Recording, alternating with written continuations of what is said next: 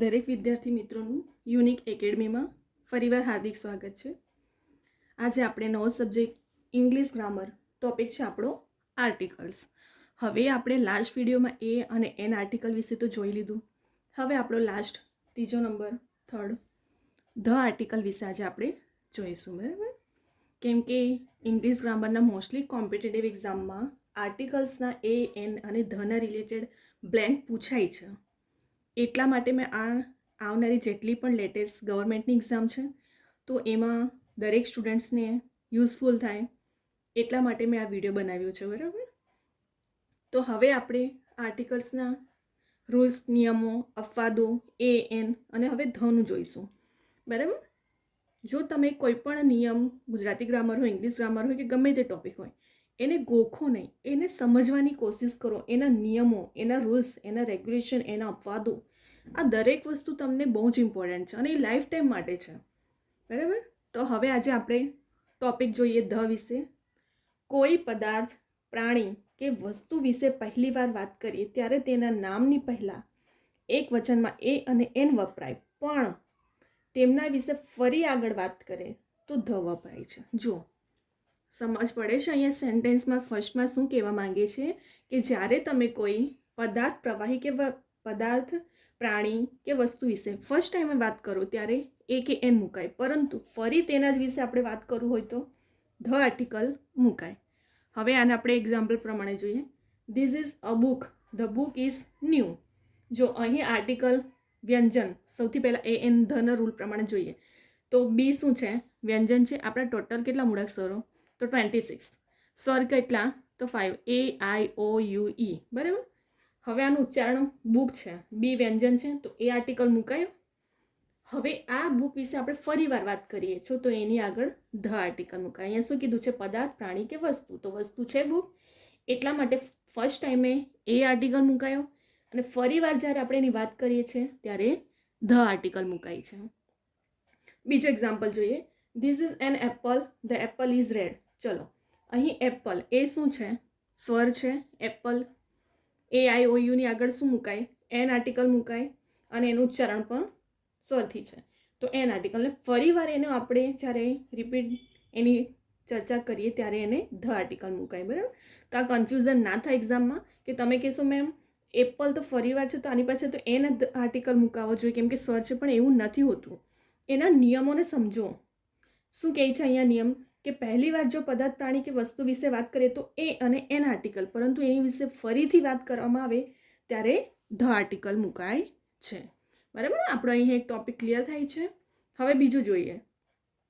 વિશ્વના એકમાત્ર ચીજ અથવા પ્રકૃતિના અનન્ય એકમાત્ર પદાર્થના નામની પહેલા ધ મુકાય છે, બરાબર? વિશ્વનું ફક્ત એક અને એક જ હોય, બરાબર? ચીજ હોય કે પ્રકૃતિ હોય, અનન્ય કોઈ પણ પદાર્થ હોય તો એની આગળ ધ આર્ટિકલ મુકાય છે. જેમ કે જુઓ, the sun rise in the east. Sun શું છે? એકલું જ છે વિશ્વમાં, તો એની આગળ ધ આર્ટિકલ મુકાય. The sky is blue. Sky પણ કેવું છે? એક જ છે, એટલા માટે ધ આર્ટિકલ મુકાય. તો અહીં આપણો બીજો નિયમ પણ કમ્પ્લીટ થઈ ગયો. શું કહે છે? વિશ્વના એકમાત્ર ચીજ અથવા પ્રકૃતિના અનન્ય પદાર્થના નામની પહેલા. એટલે વિશ્વમાં ફક્ત અને ફક્ત એક જ છે કોઈ પણ પ્રકૃતિ કે ચીજ, તો એની આગળ ધ આર્ટિકલ મુકાય છે. એ આપણો બીજો નિયમ છે, બીજો રૂલ્સ છે. હવે ત્રીજો શું કહે છે? કે વિશેષણ જ્યારે સુપરલેટિવ ડિગ્રીમાં વપરાયું હોય ત્યારે ધ ઓર્ડિનરી નંબર પહેલાં પણ.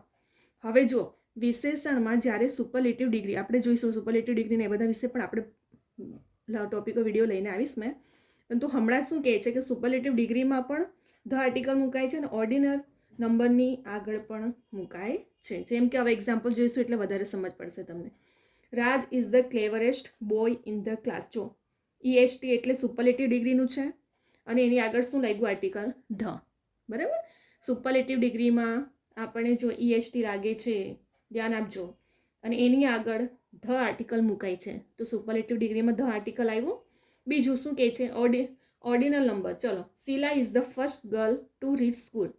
ફર્સ્ટ શું છે? ઓર્ડિનલ નંબર છે અને એની આગળ પણ ધ આર્ટિકલ મુકાય છે, બરાબર? તો અહીં આપણો ત્રીજો નિયમ, રૂલ્સ પણ કમ્પ્લીટ થાય છે.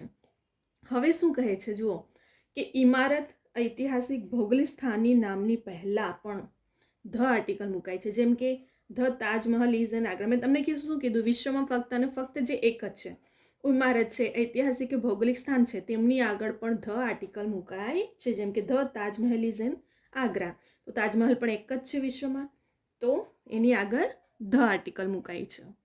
બીજું એનો અપવાદ હવે જુઓ. બીજો એક નિયમ, પવિત્ર ગ્રંથ, વર્તમાનપત્રો, દિશા પહેલાં ગીતા, ન્યૂઝપેપર, બરાબર, જેટલા વર્તમાનપત્ર નીકળતા હોય, પછી જે દિશા હોય છે નોર્થ ઇસ્ટ, એની આગળ પણ ધ શું મુકાય છે? આર્ટિકલ્સ મુકાય છે. હવે જોઈએ આનો અપવાદ શું છે. ગામ, માણસ, દેશ, રાજ્યના નામને કોઈ આર્ટિકલ ન લાગે. યાદ રાખજો, એ પણ નહીં લાગશે, એન પણ નહીં લાગશે અને ધ પણ આર્ટિકલ લાગશે નહીં. ક્યારે કોઈ ગામનું નામ આપ્યું હોય, તમને માણસનું નામ આપ્યું હોય, કે દેશ કે રાજ્યનું નામ આપ્યું હોય, તો એ એન ધ કોઈ પણ આર્ટિકલ્સ લાગશે નહીં.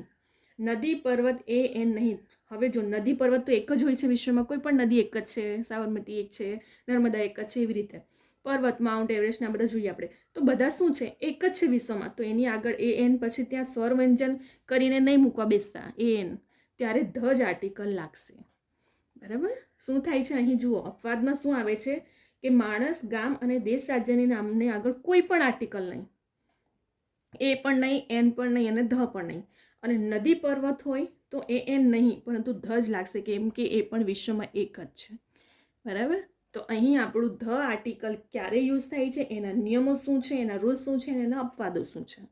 ફરીવાર આપણે એકવાર રિવિઝન કરીએ પોઈન્ટ ટુ પોઈન્ટ, એટલે તમને વધારે ક્લિયર થઈ જશે.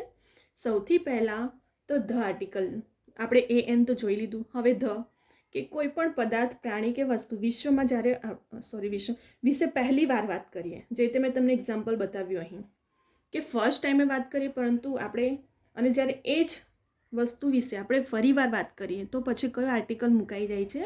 The article. જેમ કે this is a book, the book is new. અહીં વ્યંજનથી સ્ટાર્ટિંગ છે અને અહીં સ્વરથી છે, એટલા માટે વ્યંજન છે, એટલા માટે એ અને સ્વર. This is an apple, the Apple is red, તો એન આર્ટિકલ્સ મુકાયો છે. બરાબર? અને ફરી આ બંને વસ્તુ વિશે આપણે ફરી વાત કરીએ છીએ, એટલા માટે પછી એ ધ આર્ટિકલ્સ મુકાય. પછી ત્યાં એ અને એન કરવા બેસતા નહીં, કે મેમ આ તો વ્યંજન છે અને આ તો સ્વર છે ને ઉચ્ચાર. જ્યારે બીજી વાર આપણે વાત કરીએ છીએ ત્યારે પછી ધ જ આર્ટિકલ્સ મૂકવામાં આવશે એક્ઝામમાં, યાદ રાખજો.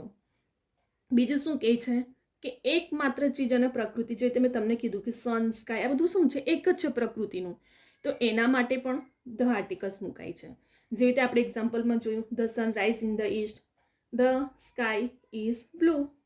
બરાબર? તો શું કહે છે અહીં કે પણ વિશ્વનું એકમાત્ર પ્રાકૃતિક છે વસ્તુ કે પદાર્થ, તો એની આગળ પણ ધ આર્ટિકલ મુકાય છે.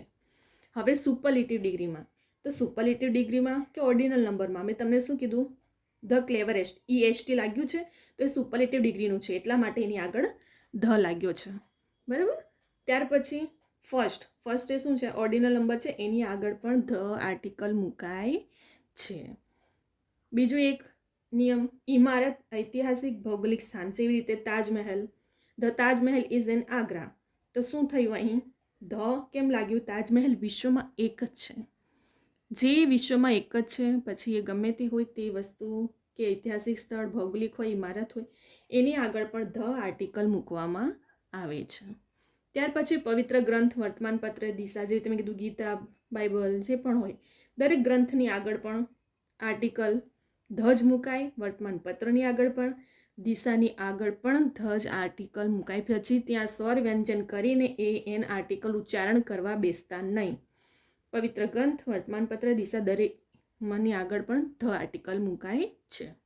ત્યાર પછી ગામ, માણસ, દેશ, રાજ્યની નામની આગળ, જો આ પાછો અપવાદ છે, ગામ, માણસ અને દેશ, રાજ્યના નામની આગળ કોઈ આર્ટિકલ નહીં લાગે. બરાબર? કોઈ એટલે કોઈ નહીં. પછી ગમે તે રીતે ધ રિપીટ થતું હોય, એ કે એન સ્વર વ્યંજન ઉચ્ચારણ થતું હોય, છતાં પણ આર્ટિકલ લાગશે નહીં. કોની આગળ? ગામ, માણસ, દેશ, રાજ્યના નામની આગળ. બરાબર? હવે શું થાય છે? બીજો એક નિયમ શું કહે છે કે નદી, પર્વત, એ એન નહીં. જો તમે ઉચ્ચારણ કરીને એવું નહીં કરતા કે નદી, પર્વત છે, ત્યાં પણ નદી, પર્વતની આગળ, કેમ કે નદી કે પર્વત કોઈ પણ એક જ છે, એટલા માટે પણ એની આગળ ધ. ઇન શોર્ટમાં ધ આર્ટિકલ જ્યારે વિશ્વમાં એક અને એક વસ્તુ માત્ર પદાર્થ કે ગ્રંથ હોય કે પછી ગમે તે હોય, નદી, પર્વત, તો એની આગળ ધ આર્ટિકલ્સ લાગે છે. તો આ હતા આપણા ધ આર્ટિકલ્સના નિયમો અને એના અપવાદો, એના રૂલ્સ, એના અપવાદ. બરાબર. અહીંયા આપણે લાસ્ટ 2 વિડીયોમાં એ અને એન આર્ટિકલ્સ વિશે જોયું. હવે આપણે આજે આ વિડીયોમાં ધ આર્ટિકલ વિશે જોયું. બરાબર. આની સિવાય કોઈ બહારના નિયમ નથી. બસ આ જ નિયમને તમને એક્ઝેક્ટલી કમ્પ્લીટલી નિયમ એનો અપવાદ તમને ખબર હોવું જોઈએ. બરાબર. કેમ કે કોમ્પિટિટિવ એક્ઝામમાં લાસ્ટ યરના ઘણા બધા તમે પેપરો જોશો, સોલ્વ કરશો, તો એમાં એ એન અને ધના આર્ટિકલના રિલેટેડ બ્લેન્ક પૂછાયા છે અને સ્ટુડન્ટ કન્ફ્યુઝ થાય છે. ત્યાં ઉચ્ચારણ કરીને એ એન કરીને આવતા હોય છે. પરંતુ મેં એ એનના પણ અપવાદો પણ તમને સમજાવ્યા હતા અને ધના પણ આર્ટિકલના મેં તમને આજે બધું ક્લિયર કર્યું. બરાબર. દરેક સ્ટુડન્ટને શું લાગે કે આપણે જે રીતે 6 to 10 12થમાં આપણે ભણતા હતા, પરંતુ એ ટાઈમના આર્ટિકલ્સના નિયમો શું કહે છે અને ગવર્મેન્ટ કોમ્પિટિટિવ એક્ઝામમાં થોડો લેવલ ચેન્જ થઈ જાય છે તમારો. બરાબર. તો એના નિયમો તમને ખબર હોવું જોઈએ. જો નિયમ તમને ખબર હશે તો જ તમે એ એન અને કેમ કે એટલું બધું પણ જ્યાં સુધી નિયમ નહીં ખબર હશે ને તો આર્ટિકલ્સ બી તમે રોંગ કરીને આવશો અને મોસ્ટલી સ્ટુડન્ટના જાય છે માર્ક્સ ઇંગ્લિશ ગ્રામરમાં. બરાબર. કેમ કે બહુ કોન્ફિડન્સમાં હોય અમુક સ્ટુડન્ટને તો પ્રોબ્લેમ પણ થઈ જાય છે કે એ એન તો ઇઝી છે, પરંતુ એના નિયમો આપણને ખબર હોવું બહુ જરૂરી છે. તો પછી આપણો માર્ક્સ એક પણ સ્કીપ થશે નહીં. અને આની સિવાય એ એન ધના કોઈ પણ નિયમો બહારના નથી. આ બધા ઓથેન્ટિક બુકોના જ છે અને એકદમ કમ્પ્લીટલી તમને મેં એટલા માટે જ વિડીયો સિલેબસના એકોર્ડિંગ બનાવી રહી છું કે આવનારી એક્ઝામમાં જેટલી પણ છે દરેકમાં તમને સિલેબસમાં આ કવર કરવામાં, માર્ક્સ કવર કરવામાં કામ લાગશે. બરાબર. કેમ કે હમણાં ઘણી બધી એક્ઝામો છે અને ઇંગ્લિશ ગ્રામરનો પણ આપણો એવરેજ છે જ માર્ક્સના. તો પછી આપણે પ્રિપરેશન પણ એ પ્રમાણે કરીએ જેથી કરીને આપણો એક પણ માર્ક્સ સ્કીપ ના થાય. બરાબર. કેમ કે અહીં હવે એવું નથી કે ફક્ત કોમ્પિટિટિવ એક્ઝામ સ્ટુડન્ટ માટે જ. આ 6 to 12 કોલેજ સુધી દરેક સ્ટુડન્ટ માટે આ વિડીયો યુઝફુલ છે. એટલા માટે દરેક સ્ટુડન્ટે આ વિડીયો જોવો. બરાબર. કેમ કે નિયમો અપવાદો દરેકના ખબર હોવા જોઈએ આપણને. અને તમને ફક્ત આ આર્ટિકલ્સ એવું નથી કે પ્રિલિમમાં કામ લાગશે, તમને મેઇનમાં પણ આ કામ લાગશે.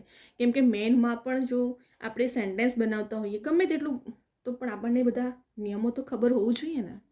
બરાબર. તો તમને આ rules regulation life time useful છે. તમે આને સ્ક્રીનશોટ લઈ લેજો, અદરવાઇઝ ડાઉનલોડ કરીને પણ કશે નોટબુકમાં કે એવું તમે દરેક નિયમો સાથે લખીને રિવિઝન કરી શકો છો. સોલ્વ કરો બ્લેન્કને પણ આવનારી એક્ઝામો માટે. હવે આપણે અહીં વિડીયોને સ્ટોપ કરીએ છીએ. જો તમને આ વિડીયો ગમે છે તો લાઈક કરો, શેર કરો, કમેન્ટ કરો, સબસ્ક્રાઈબ કરો. બરાબર. અને બીજા બધા સ્ટુડન્ટને પણ શેર કરો. બરાબર. જેથી કરીને દરેક સ્ટુડન્ટ સુધી આ વિડીયો પહોંચે અને દરેકને હેલ્પફુલ થાય. બરાબર. અને એક ઇન શોર્ટમાં કોઈ પણ ગવર્મેન્ટની એક્ઝામની જ્યારે પ્રિપરેશન સ્ટુડન્ટ્સ કરે છે ત્યારે ગોખો નહીં. કોઈ પણ બુકો દરેક આ એકેડમી અને ગમે તેટલા બુકો આ વસાવી એનો કોઈ મિનિંગ નથી. જ્યાં સુધી તમને એના નિયમો નહીં ખબર હોય ને તો પછી કોઈ પણ બુક કામની નથી. વસાવો બુક નો ડાઉટ, બટ એની પ્રેક્ટિસ પણ કરો અને એના નિયમો પણ જાણો. બરાબર. જો નિયમ તમને ખબર હશે ને તો દરેક ફટાફટ તમે સોલ્યુશન એક્ઝામમાં કરી શકો છો. તો બુક તો જરૂરી છે દરેક એકેડમી માટે, આપણે પ્રિફર કરીએ, આપણને નોલેજ વધે છે. બરાબર. પરંતુ એની સાથેના નિયમો અને એના અપવાદો પણ સમજો જેથી કરીને તમને લાઈફ ટાઈમ ગમે ત્યાંથી પેપર સેટર ક્વેશ્ચન મૂકે તો આપણને ખબર હોવું જોઈએ. બરાબર. તો અહીં આપણે વિડીયોને સ્ટોપ કરીએ છીએ. હવે આપણે નેક્સ્ટ વિડીયો લાવશું. બરાબર. દરેક એકેડમીના પોતપોતાના બુકો પબ્લિશ કરતા જ હોય છે. બરાબર. પણ આપણે દરેક બુક પ્રિફર કરવી, પણ એના નિયમો વધારે ફોકસ કરો. બરાબર. ફોકસ કરશો તો વધારે તમને ઇમ્પોર્ટન્ટ અને યુઝફુલ થશે. બરાબર. અહીં આપણે વિડીયોને સ્ટોપ કરીએ છીએ.